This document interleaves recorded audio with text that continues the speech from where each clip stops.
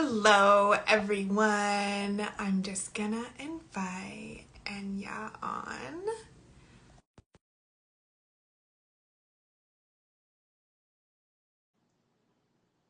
I know that if you can't stay for the whole live today, I'm going to have this uploaded to my Instagram channel, the main feed as well, so you'll be able to watch it anytime. Hello, Welcome. thank you. Okay, So, I'm so excited to have this conversation because anytime there's anything about travel, I'm like, oh, you want to talk about travel? Because it was such a big yes, part of my life.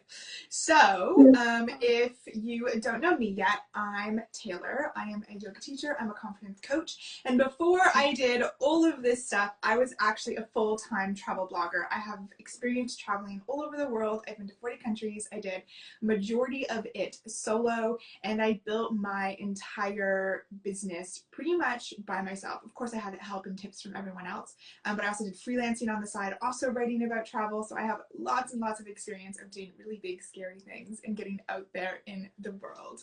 So our topic for today is accepting your wildest desires and acting on them. Because sometimes we have these really, really big dreams and they can seem scary. Like I was like, oh, I want to travel the world. How do I even start doing that? And a lot of people are like, oh, it's so easy. Just book a plane ticket. But there's so many limiting fears and thoughts that pop up. And like, you need to work through those before you can actually start taking the steps. So I'm super excited to have Anja here today. Do you want to introduce yourself and let people know who you are?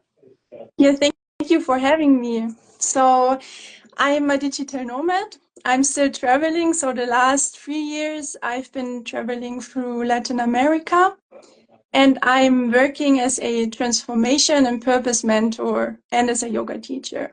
So, what I do is I help professionals that feel kind of unfulfilled in their career or in general unfulfilled in their life to transition to a lifestyle that breaks away from conventional norms. And I help them to find this fulfillment and the purpose that they're looking for. And over the last 3 years, I traveled quite a lot. So I traveled through Mexico, Costa Rica, Colombia, Nicaragua. I as well have been in India and Brazil and also Jamaica. So quite a lot of travels. And currently I'm living in Mexico City. That's so exciting. I always love seeing where you are in the world. I've got like lots of traveling friends. I'm just like, oh, that looks amazing. Adding something else to my list of places that I need to go. And whether you're someone who wants to, like, who has a 9 to 5, who has like a more conventional job right now and wants to start traveling, or if you want to do the opposite, like I had the unconventional job, travel blogging, and decided, no, I want to settle back down in Canada. We're going to talk about going both ways because it was as scary going in both directions. But Yeah. before we really jump into the conversation, I just wanted to take a few grounding breaths with everyone because I know when we have all these dreams, we can get really stuck up in our heads. So if you can just find yourself in a comfortable seat or standing, whatever you can do in this moment, either soften your gaze or close down your eyes. I recommend placing your feet on the ground if they're not. And your hands can either rest on your thighs or somewhere on your body, whatever feels comfortable. And as you inhale, think of the breath traveling down through the top of the head all the way to the base of your spine towards your root chakra. Your belly expands as you do so. And as you exhale, think of the air traveling back up and out. Inhale, the air travels down towards the base, widen through the lower back, the hips. Exhale, gentle hug of the belly button in and up as the air travels back up and out. One more breath, just like that.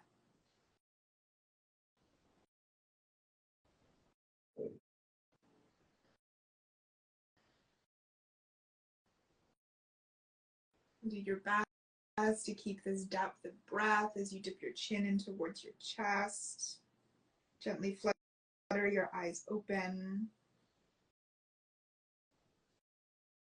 And coming back to the space for this conversation because I know it's exciting. Yeah. So, Anja, I've got a question for you to start. Mhm. How did you know that you wanted to quit your job in Germany and actually start traveling? Yes, so I start from the beginning. So back in 2020, I was working as a designer in the automotive industry in Munich. And on the surface, I kind of had it all. So I had a nice apartment, a steady income, a 7-year relationship. But on the inside, it looked different. So I felt unfulfilled. I kind of felt lost and trapped by the cycle of routine. So going to the office every day, which really drained all my energy.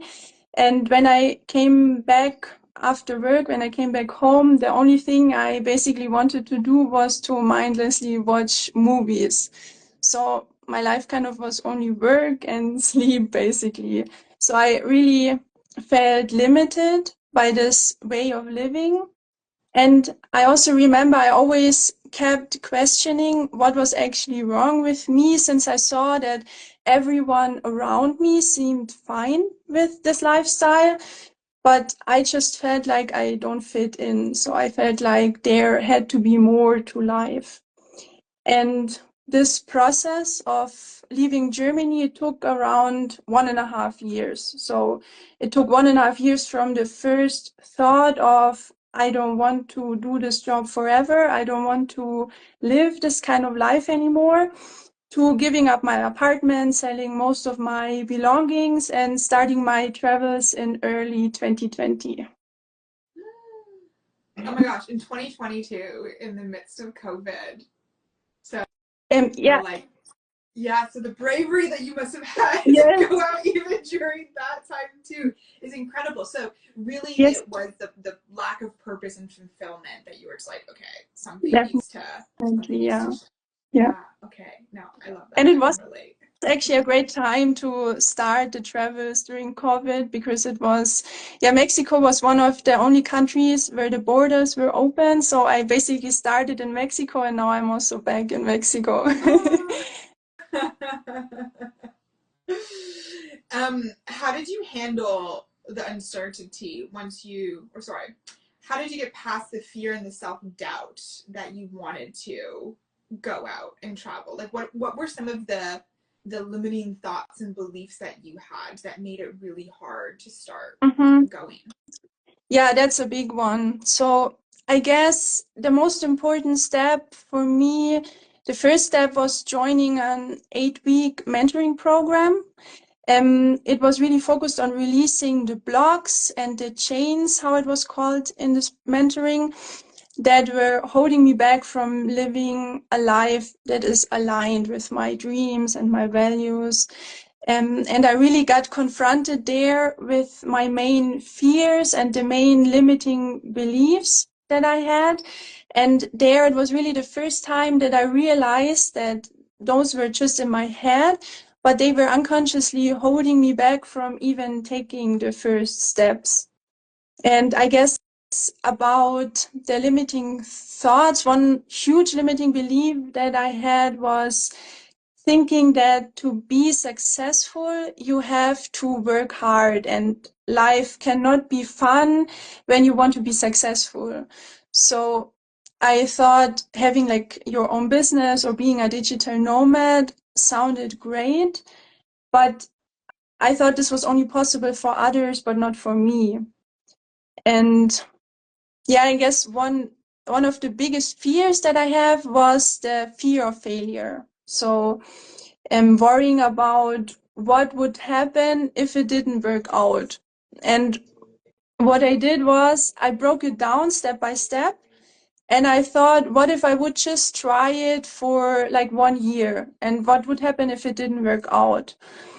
And then I realized actually, okay, if it wouldn't work out, I would still have had a year of incredible experiences, of travel, personal growth, seeing new cultures, and I could always go back and find another job in my old industry if needed.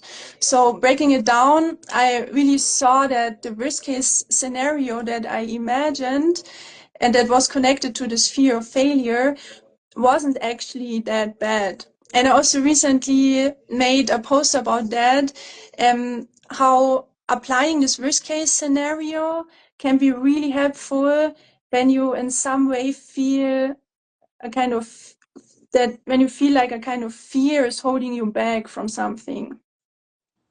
For sure, for sure. Oh my gosh, I love all of that. I apply the worst case scenario to things Yeah. as well. I mean, sometimes I'm bad and I focus on it too much, but like for me, the worst case scenario was COVID. It took away Mm-hmm. all of my travel, it took away all of my business. And I ended Great. up living with my parents again. And I was like, I was not Mm-hmm. expecting any of this to happen. But for me, it was like a huge catalyst as well that I never would have guessed that like shifted me to what I am now. So worst case scenario isn't always worst case scenario. Like you Yes. can always like Yeah. shift. And I really love how you said, "Oh, I'm gonna go out for a year Yeah. and just see what happens, see what the experience is." Like you really treated it as like an experiment. And this is something that I tell people, my coaching clients as well. I'm like, can you just like look at it as like an experiment? Like I'm just gonna dip my toes in, see how hot the water is, sort of thing. And then you always have the choice of coming back. Like we come at things with such like black or white like viewpoints. Like it's either this or it's this. And it's like, no, there's all these other options in between as well. So I love that. Yes. Um Exactly. And most of the and times it's not as bad as we thought it would be. So most of the times it's just in our mind. yes, yes, so true. What do you believe is important for people to know before they start taking the big steps the big steps towards their dreams and Mhm. desires? Yeah, that's a great question. So I've got kind of 5 tips to share for about this one. So the first step, like I mentioned before, I think should be always that you become aware of your fears and your limiting beliefs and that you understand how they are holding you back. So the more you dig deep and the more you know yourself, the less your limiting beliefs and your fears, your conditioning, your past trauma will control you unconsciously. And the second point is to step out of your comfort zone. So if you want change to happen, you have to leave your comfort zone. And stepping out of your comfort zone might feel scary, or most of the times it feels scary, but that's okay. So the most important step is to be aware that it actually is not dangerous. So basically, it's just that evolution has programmed us to be on the lookout for threats kind of all the time. But leaving your comfort zone is not a real danger. It's kind of just like your brain or part of your brain telling you or trying to protect you. And so already knowing that feeling scared or feeling a bit uncomfortable when you're about to take a big leap or about to change your life, that this is just normal feeling this way, this already helps. Yes, and my third advice, and a very important step, is to create a clear vision. So you should really imagine what you want your life to look like and try to be as detailed as possible. So when do you wake up? What does your morning routine look like? And where do you live? How does your house look like? What do you eat? How long do you work? What do you work? So all of those questions, really try to go into detail, because this vision will become your guide, will become your North Star. And the fourth tip that I have is take responsibility for your life. So this means realize that only you can change your life, and you can always reinvent yourself. So remember that only kind of you are holding yourself back with the narratives, with the stories that you're telling yourself. And really anything is possible if you don't tell yourself it's not. And the last point is to be unapologetic about your goals and your vision. So this means try to adapt your daily routine to support your vision and cut out the things that don't. And when you're faced with a decision, reflect on whether it aligns with your long-term vision and say no to opportunities that don't serve your ultimate goal. So even if they seem appealing in the short term, which happens quite a lot of time, um, always think about this vision, this long-term vision. And by staying true to your values and your vision, you automatically attract opportunities that will lead you closer to your dream life. And this will make it possible for you to create a life that is aligned and empowered and authentic. Absolutely. The opportunities that have come for me out of like nowhere that I never would have expected have been so cool. Yes. So just being able to do things just because you want to do things and then you find things there is so, so cool. So yes, I agree with everything. Absolutely everything that you said. I Happy love to it hear all. that. All right. I Okay. think you have some questions for me too. Yes. Okay, then I continue. So one thing I was interested in is what was for you the turning point when you decided to quit full-time travel blogging and to pursue a different path? Yeah, so I really love traveling, but it got to a point where I was just so tired. And I felt depressed as well. Like I can remember really vividly. It's one time it was in Milan Mhm. and I woke up in the morning and I was just like, oh, all I want to do is stay in bed and watch Netflix. Like I'm in Italy and all I want to do is stay in bed and watch Netflix. Mhm. Because just the effort to go out and to meet people just felt like too much that day. And some days that was fine, but I was feeling this too much. And then there was another time when I was in Madrid in Spain. I was like, I don't actually want to go around and see anything. All I want is just to go to this beautiful park, lay down on a bench, and read my Kindle. Like there was just like a loss of not the passion, but it just wasn't as strong as it was Mhm. before. And it was just overarching tiredness that I was like, maybe this isn't for me. Maybe this isn't what I'm supposed to do for my entire life. And then I had to really start battling the identity that I had created for myself. I was known as Taylor the Traveler. That's like who people knew me as. Who was I supposed to be without this? And if I didn't have to battle that identity shift, it would have been a lot easier for me to transition into yoga and what I teach now. But overarching theme was just being really tired. Mhm. Mhm. Yeah, thanks for sharing this. I can relate to that feeling, and I think it's an important point here to realize that life always changes, and that maybe some parts of your life are just meant for a certain time, and then it's time to continue to another era of your life, kind of, which can be helpful to let things go and continue with the next thing and to move on. Absolutely. Okay. And how did you handle the uncertainty when you decided to transition from being a full-time travel blogger to focusing more on teaching yoga? Like, what were some of the challenges and the rewards that you encountered? I won't say that I handled the uncertainty well because this all happened during COVID. So there was a lot going on. It was really, really intense. And for me, I view COVID as like something that forced me to make the shift that I needed to. But what helped me most through the uncertainty was my yoga practice. This is when my practice really started to shift from something that I was doing for my body physically and more for me mentally. I was like, the world is a freaking disaster right now. My business Mhm. is absolutely lost. Like, I lost 90% of my income in the span of 3 weeks when COVID hit because I was just Mhm. strictly focused on travel.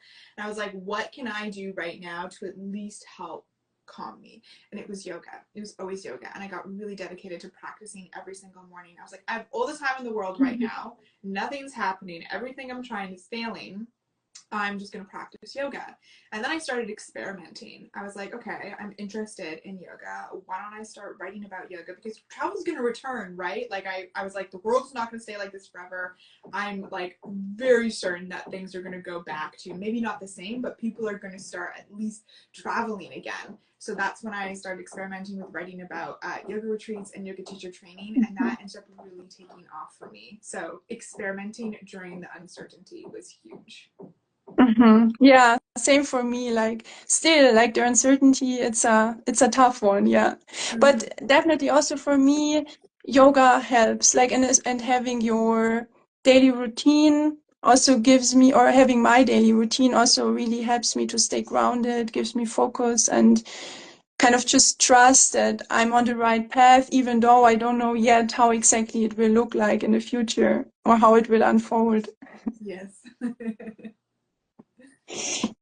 And what advice would you give someone who feels kind of stuck in their current career, but someone who is afraid to make a big change? I like to kind of fast forward and look and say, okay, if I'm still in the same position next year, am I going to be upset or annoyed with myself? If I don't do anything now and I end up in the same position, am I okay with that or am I going to be angry? And then deciding that it's either staying exactly where you are, being angry about it in the future, or making some sort of change now. Because it's really easy in the moment just be like, oh, I'm going to do what's comfortable. Mm. Oh, I'm going to skip doing a bind in Warrior 2 today, for example. Like, if we relate this back to yoga, like, I'm not going to do that because that's too hard today. But if you don't try it today, if you don't try making steps and doing like maybe a half bind in Warrior 2, you're never going to get to the full bind if that's what you're aiming for by the end of the year. So, really recognizing what is it that you want to do and what are the emotions attached to it. Your emotions are really guides and visualizing your future. You can also visualize the positive as well. If I end up doing this next year, making this big step, how am I going to feel? And if it's like, oh, like bubbly and good and exciting, go for it. Any step is still a step. Asking someone what step to take is still a step because you're at least telling someone like, hey, this is a plan. Or not even a plan. Here's an idea of something that I want to do, and then they'll be like, "Oh, I know this person who did exactly that. Mhm. Talk to this person." Like you never know what's gonna happen. Yes, definitely. Yeah, for me it was really similar. Like I know back then when I was still in Munich, I just knew I cannot continue like this. I don't even want to live one more year like this. I have to change something now. So there was really this urgency behind it. So yeah, that's a great advice. Thanks for sharing. And like I would have one last question for you. Um, how does your life look like now? And how has it changed since you made the transition? My life more is definitely my life now is definitely more settled. It doesn't feel as chaotic. I'm more confident in who I am. And I've been able to spend a lot more time kind of like unveiling layers of myself and who I truly am besides travel. Really creating myself intentionally is how I've kind of spent the last couple of years. And it's been really, really exciting, but it's also been really, really hard. And I will admit that I'm not 100% exactly where I want to be. I still want to find more of a balance between living here in Canada and traveling. And I'm not there yet. And that's okay. I'm not rushing the journey. I think Mhm. some days I'm like, okay, can all of this come together exactly how I want right now? But how I live now is something that I dreamed of a couple years ago. So the days where I'm just like, I don't want this, I want to give up everything and go travel again. I'm like, but I also want this. So it's a constant kind of like back and forth of what's the balance that I want to find today? And is there something that I can do for myself here today that's not me running away, escaping to Bali or something? Mhm. So yeah, just want to be transparent that I'm not 100% where I want to be, but I'm also very excited to be moving through the transition. Yeah. Yeah, I think it's always a process of improving and developing. I guess this process never stops. Yeah. Yes. Okay, so that's it from us today. If you Yeah. want to work with either of us, we both have opportunities open for you guys. If you're navigating a major life transition, if you're someone who has to travel the world, if you're someone who has to start a business, like anything that feels really big and scary, these are questions that we can help you navigate because honestly, it's really, really hard to do it on your own. Really, really hard. And you don't have to. So I know for me, you can sign up for Sacred Exploration. I use, which is my one-on-one yoga and coaching private, and I help you move through all of the self-doubt to help you be more confident in what you do. So you can always send me a DM about that. And Anya, I know you have some offerings as well. Yes. Yeah. So for me, I have a one-on-one mentoring. How I mentioned in the beginning, where I really work with people who are still stuck in their career or who just feel unfulfilled in their lives, who just feel like they want to get more out of life. And I help them to find the courage and empowerment to transition to a life that breaks away from conventional norms and is aligned to their vision, to their values, and to their dreams. That sounds amazing. I love it. Thank you so much for joining me today and sharing your wisdom and your Yeah, story. It was an thanks for absolute having me. pleasure. It was great. Of course. And everyone, if you didn't get to see this whole live, I'm going to be uploading it to Instagram very shortly. Thank you again so much. Bye, everyone. Bye.